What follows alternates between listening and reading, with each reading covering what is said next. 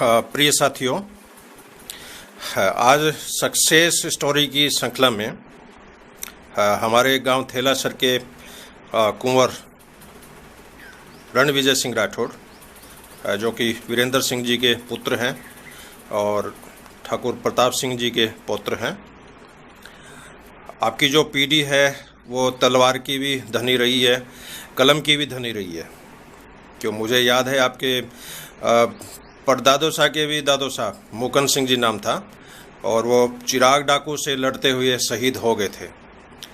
उसके बाद में इसी वंश परंपरा में कर्नल जय सिंह जी राठौड़, और उन्होंने भी भारत पाकिस्तान के युद्ध लड़े और विजयता हासिल की, और उनके जीते हुए टैंक आज भी बीकानेर के पब्लिक पार्क में पड़े हैं। और जय सिंह जी बताते थे कि जिस जिस योद्धा के नाम में जय शब्द होता है उनकी विजय निश्चित होती है, और उन्होंने कई उदाहरण दिए इस तरह के। और इसी संदर्भ में चूँकि आपने इस वंश परंपरा को कायम रखा है, रत्ननगर थेलासर की कीर्ति को आपने बढ़ाया है, और अभी हाल ही में आपका आरएएस की परीक्षा में चयन हुआ है अच्छी रैंक के साथ। और डेफिनेटली मैं हमारे कॉलेज के जो विद्यार्थी हैं उसके लिए आप एक प्रेरणा के स्रोत रहेंगे। और मैं भी आरपीएससी के इंटरव्यूज़ वगैरह में जैसे जाता रहता हूँ, तो हमारा सबसे पहला क्वेश्चन यही होता है कि अपने बारे में बताइए, टेल अबाउट योरसेल्फ। तो मेरा भी आपसे पहला क्वेश्चन यही है, टेल अबाउट योरसेल्फ। मेरा नाम रणविजय सिंह राठौड़ है। मैं थेलासर गांव का रहने वाला हूं और पिछले 20 वर्षों से मैं बीकानेर में रह रहा हूं। ठीक है। मेरे पिताजी का नाम श्री वीरेंद्र सिंह जी राठौड़ है और मेरे दादाजी का नाम श्री प्रताप सिंह जी राठौड़। और पढ़ाई के साथ साथ मैं एक स्पोर्ट्समैन भी रहा हूँ। ओके। मैं national level table tennis player भी रह चुका हूँ। वाह। और अभी स्पोर्ट्स भी कंटिन्यू कर रहा हूँ पढ़ाई के साथ साथ। ठीक है। आपकी एजुकेशन कहाँ कहाँ रही? मेरी एजुकेशन मोस्टली बीकानेर ही रही। ठीक है। 10th तक मैं बीकानेर में ही पढ़ाई की। 11th और 12th कोटा में हूँ। कोटा। और उसके बाद मैंने बीटेक सिविल इंजीनियरिंग में मर्धोरी इंजीनियरिंग कॉलेज बीकानेर से। Okay okay. आपने आरएएस की तैयारी के दौरान कहीं कोचिंग ली? जी, मैंने आरएएस की तैयारी 2017 में शुरू की। ठीक है। और पहले ही हमारे बीकानेर में अमित सोनी सर हैं, उनके पास कोचिंग ली 2 महीने। और उसके बाद मैं दिल्ली चला गया। दिल्ली, जिसमें मैंने सिविल सर्विसेज आईएएस की तैयारी की। ठीक है। तो 10 महीने मैंने वहाँ दिल्ली में रहकर तैयारी की। और उसके बाद कोचिंग खत्म होने के जस्ट बाद में आरएएस की वैकेंसी निकल गई थी। और उसके बाद मैं आरएएस में तैयारी में लग गया। और आरएएस के प्री क्लियर होने के बाद मैं सूरतगढ़ में भाटिया आश्रम, वहाँ पर मैंने 4-5 महीने तैयारी। ठीक है। तो इसमें परीक्षा में पेपर किस तरह के होते हैं, क्या क्या पेपर्स होते हैं? इसमें 3 लेवल का एग्जाम है। Okay. जिसमें एक प्रीलिम्स का पेपर होता है, मेंस होता है और उसके बाद इंटरव्यू होता है। इंटरव्यू होता है। प्रीलिम्स का पेपर ऑब्जेक्टिव रहता है और जो मेंस का पेपर है उसमें 4 पेपर होते हैं सब्जेक्ट। तो आपने कौन कौन से सब्जेक्ट का चयन किया? सब्जेक्ट पहले ऑप्शनल हुआ करते थे। अच्छा। पर अब सभी के कॉमन सब्जेक्ट, सभी कैंडिडेट के लिए सेम पेपर है। और मेन पेपर है वो सब्जेक्टिव होता है।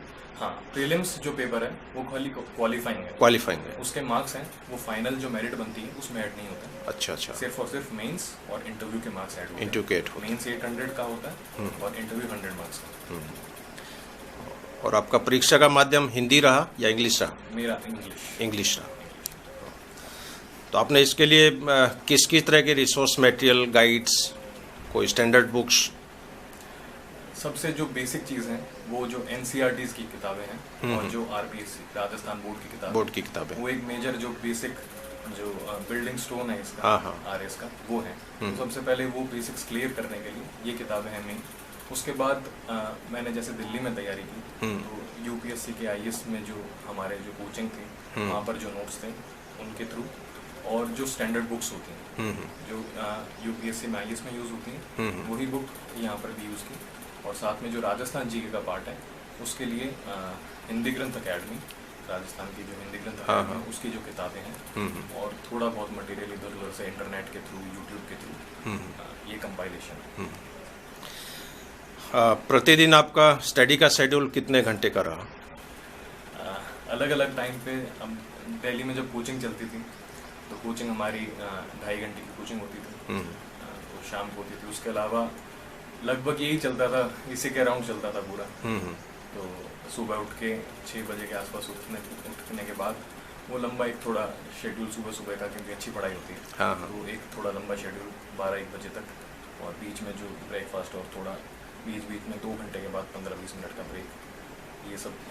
और उसके बाद हमारी कोचिंग होती थी, तो कोचिंग में 2.5 घंटे की कोचिंग, उसके बाद घर आकर वापस थोड़ी आधा घंटा ब्रेक, फिर पढ़ाई, और उसके बाद खाने का ब्रेक और वो पढ़ाई। तो लगभग इसी के अराउंड बीच में ब्रेक ले यही पूरा शेड्यूल। और तैयारी के दौरान जैसे ऑब्जेक्टिव क्वेश्चंस आते हैं तो इनकी प्रैक्टिस बहुत करनी पड़ती है। हाँ, सबसे मेन जो चीज़ है मुझे खुद को जिसने हेल्प की एग्जाम में क्लियर होने के लिए, वो है टेस्ट प्रैक्टिस। आप जितने ज़्यादा टेस्ट देंगे ऑब्जेक्टिव और सब्जेक्टिव, क्योंकि मेंस में राइटिंग आप किस तरह से आंसर लिखते हैं, कितना आपको आता है, उससे भी ज़्यादा ये इंपॉर्टेंट है कि जितना आपको आता है वो कितने आप कम शब्दों में, क्योंकि लिमिटेड है, 20 वर्ड्स के आंसर होते हैं, 50 वर्ड्स के और 100 वर्ड्स के आंसर होते हैं। तो आप कितने अच्छे तरीके से अपना जो नॉलेज है उसको कम शब्दों में वहाँ पे प्रेजेंट कर सकते हैं, वो बहुत इंपॉर्टेंट है। वो इम्पोर्टेंट है। तो उसके लिए जितनी ज़्यादा राइटिंग प्रैक्टिस करेंगे आप, उतनी ज़्यादा आपकी इम्प्रूवमेंट शुरू। आपके दादो साहब भी जाने माने व्याख्याता रहे हैं, स्कूल के हेडमास्टर रहे हैं, और थेला सर के निर्माण में, रतनगर के विकास में उन्होंने एक तरह से भामाशाह की भूमिका निभाई है। डेफिनेटली आपके दादा साहब का भी आपकी तैयारी में प्रेरणा रही होगी, उनके बारे में भी आप कुछ बताएं। सबसे बड़े मेरे इंस्पिरेशन ही मेरे दादू सर रहे हैं, और उन्हीं ने हमेशा मुझे मोटिवेट किया कि नहीं, सिविल सर्विसेज की तरफ तू एक अच्छा ऑफिसर बनेगा, वही हमेशा कहते थे।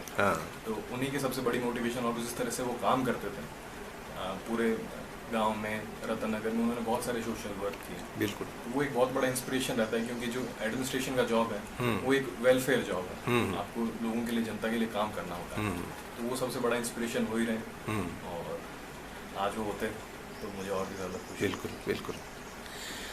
और हमारी कॉलेज में करीब 7,500 लड़के हैं रेगुलर, और 25,000 लड़के प्राइवेट हैं, तो 32,000 स्टूडेंट्स का एक बहुत लंबा चौड़ा कैंपस है। और हम आप जैसे युवाओं की सक्सेस स्टोरी हमारे विद्यार्थियों के साथ हम साझा करते रहते हैं। तो आप नई पीढ़ी के जो युवा है, विशेषकर जो IAS RAS की जो तैयारी कर रहे हैं, उनके लिए आप कोई संदेश देना चाहें? जो भी लोग इसके RAS या IAS की तैयारी करना चाहते हैं, सबसे पहले तो मैं कहूँगा कि आपका पहले का बैकग्राउंड जैसा भी रहा हो, ज़रूरी नहीं है जो स्कूल में और कॉलेज में हमेशा अच्छे रहे हो पढ़ाई में, वो भी एग्जाम क्लियर कर सकते हैं। मेरी भी जो एजुकेशनल जो लाइफ रही है उसमें काफ़ी अप्स एंड डाउन्स आए हैं। तो कोई भी आदमी कैसा भी बैकग्राउंड, चाहे पिछड़ा हो, आप मानते हैं कि भाई एजुकेशन अच्छा नहीं रहा है, वो बिल्कुल चिंता ना करें। सिर्फ और सिर्फ मेहनत का खेल है ये। आप जितनी ज़्यादा मेहनत करेंगे उतने ही आपको अच्छे मार्क्स मिलेंगे, और आप मेहनत करते जाइए। और बेसिक और एक और चीज़ है कि एग्ज़ाम को समझिए। बिल्कुल, तैयारी करने से पहले एग्ज़ाम को समझिए, किस तरह का एग्ज़ाम है, किस तरह के क्वेश्चंस आते हैं, प्रीवियस ईयर पेपर्स उठाइए, सिलेबस उठाइए, उसके बाद तैयारी चालू कीजिए। और आप निरंतर मेहनत करेंगे और हार्ड वर्क के साथ साथ स्मार्ट वर्क करेंगे, बिल्कुल सफलता आपको। अभी कल की पत्रिका में एक फीचर आर्टिकल था, उन बच्चों का उसमें प्रेस नोट था, उनका इंटरव्यू था जिनका सिलेक्शन नहीं हुआ। हालांकि उन बच्चों के थ्योरी में बहुत अच्छे नंबर आए, लेकिन इंटरव्यू में उनके बहुत कम नंबर आए।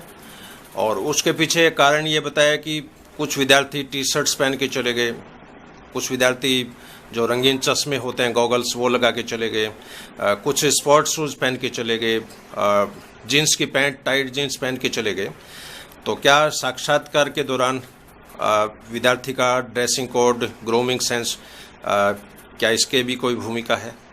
बिल्कुल, ये चीज़ें आपको एक डिसिप्लिन और सिंसेरिटी शो करती हैं। अगर आप जीन्स पहन के जा रहे हैं, गॉगल्स लगा के जा रहे हैं, इसका मतलब आप सीरियस नहीं है जो काम उसके चाह रहे हैं उसके लिए। तो एक बिल्कुल इसका इफेक्ट पड़ता है।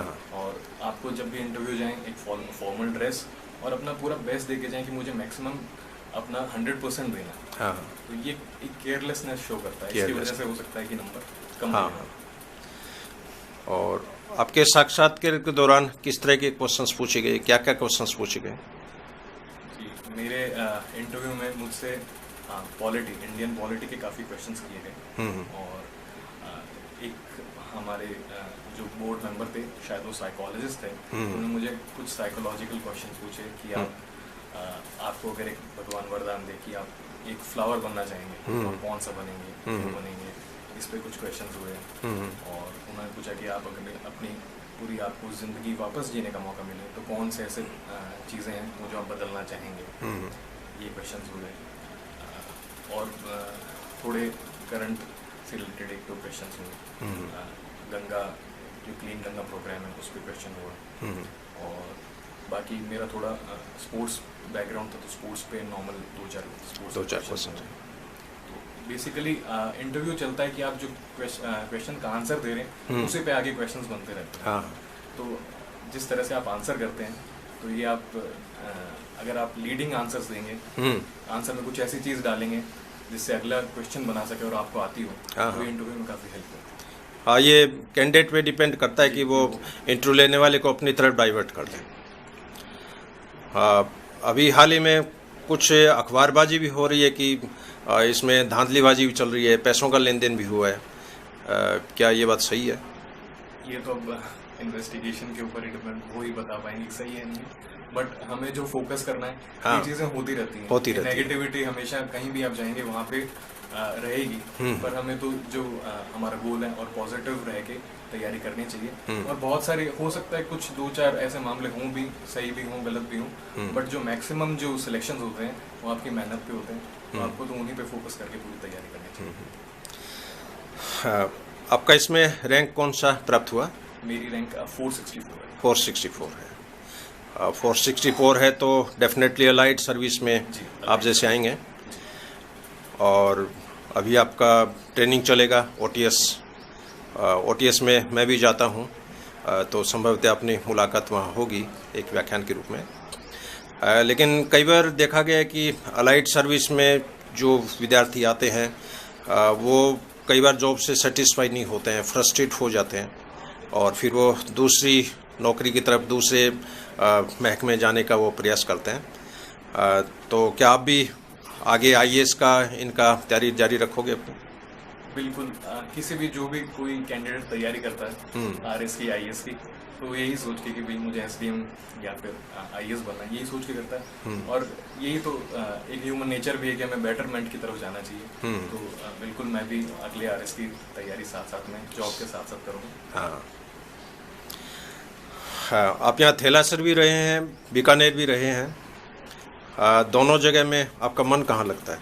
मेरा तो मन ज़्यादा गांव में ही लगता है। ज़्यादा गांव में लगता है। गांव में मैं दादा के पास खूब रहा हूँ। हाँ। और मैं तो जब भी मौका मिलता है मैं हमेशा गांव आता हूँ। गांव और यहीं पे मेरा ज़्यादा मन। बिल्कुल।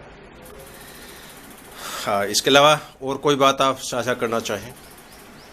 इसके अलावा बस यही कहूँगा कि कोई भी आपका टारगेट हो, आप पूरी अपनी मेहनत के साथ, लगन के साथ, और साथ साथ में इस तरह की, अब आरएस की कई लोग तैयारी करते हैं तो पूरा एक आरएस का प्रेशर बिल्कुल नहीं लेना।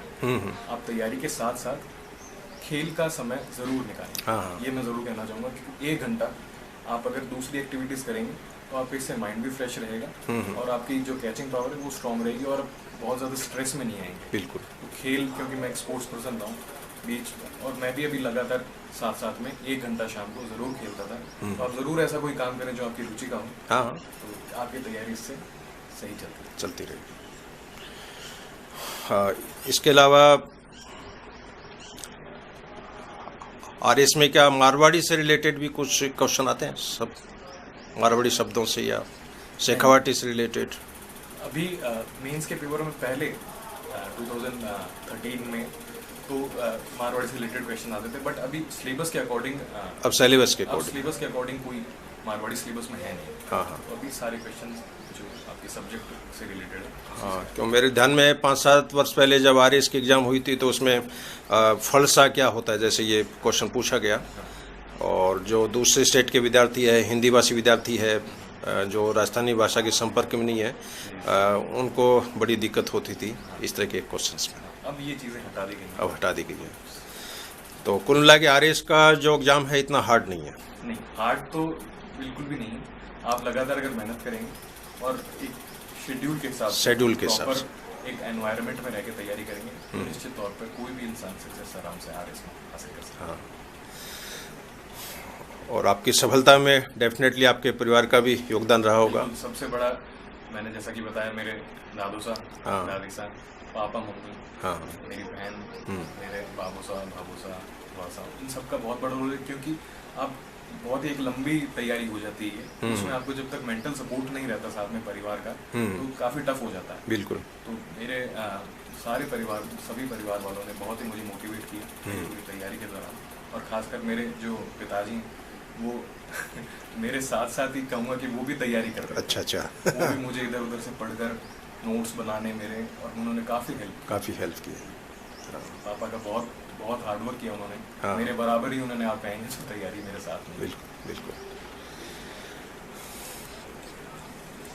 तो अपने हमारे युवा साथियों के लिए बहुत ही प्रेरणादायक और मोटिवेशनल शब्दों में आपने अपने विचार व्यक्त किए, और पूरे रत्नगर को, पूरे थेलासर को आपके ऊपर गर्व है, और हमारा आशीर्वाद आपके साथ रहेगा कि आप निरंतर ऊंचाइयों को छूते रहें और अपने पूर्वजों की जो विरासत है, आपके इस गेस्ट रूम में जैसे ये ठाकुर दीप सिंह जी के ये फ़ोटो लगी है, और इसको भी आप मेंटेन करते रहें।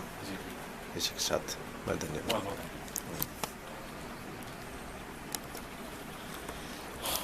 17 मिनट हो गया, काफ़ी है।